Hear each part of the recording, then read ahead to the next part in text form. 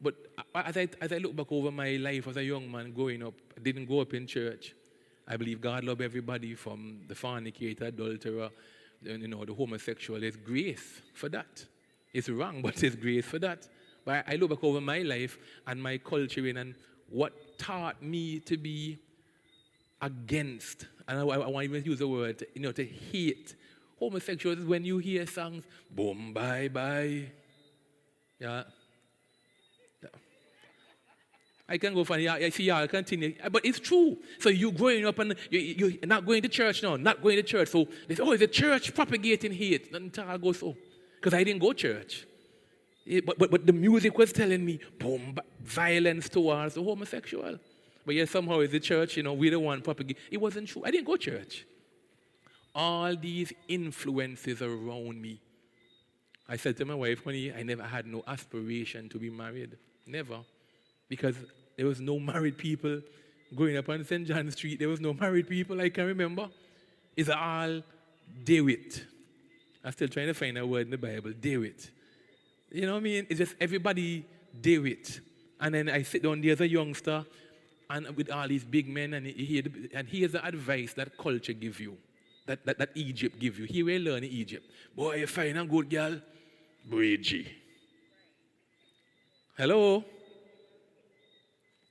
That's all you hear now. So you don't have, and let me show you how culture is so horrible to us too. Because as a young man growing up, if you even decide, well, look, I like this young lady, I go settle down and I go be with her. You go down the road, man, and say, boy, you tie, boy. Boy, you fooly, boy. You tie. Hello?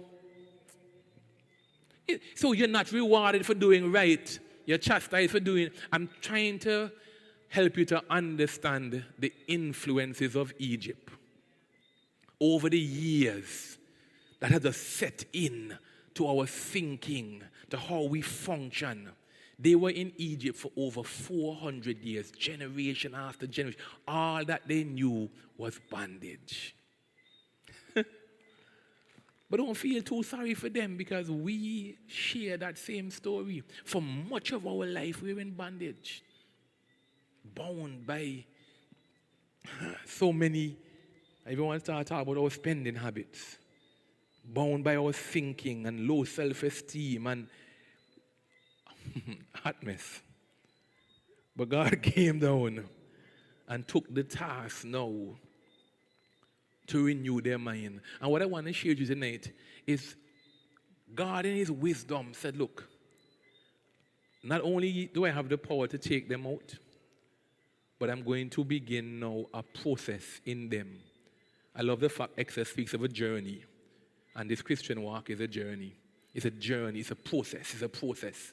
And God said, in this process, in raining manna from heaven, in all these miracles, I have a plan in the process. And the plan was hidden in the parameters. Like the wax on, wax off. There's a plan that God is working out in our lives. And I want, by the grace of God, just over next few weeks to really for us to dive in to this plan, understanding that one of the first things that God had to change with them, he wanted to change their appetite because they had ungodly appetites. These appetites were learned in Egypt. These flesh pot ways were learned. They were anti-God. I wish that I think they have old hymn or old psalm that say, when I got saved, my hands look new, my feet look new, everything look new. I don't know about your testimony, but let me tell you, hello? I wish it was a one experience, a one oil, a one baptism, and all of a sudden, sin wasn't attractive to me anymore. Hello? I see y'all so holy in this place. I tell you, look in your face, I see the glory radiating on me. I feel so intimidated, right? But by the grace of God, I'll stand up and land this ship tonight. But for those of us who in this thing for years, we understand it's a process.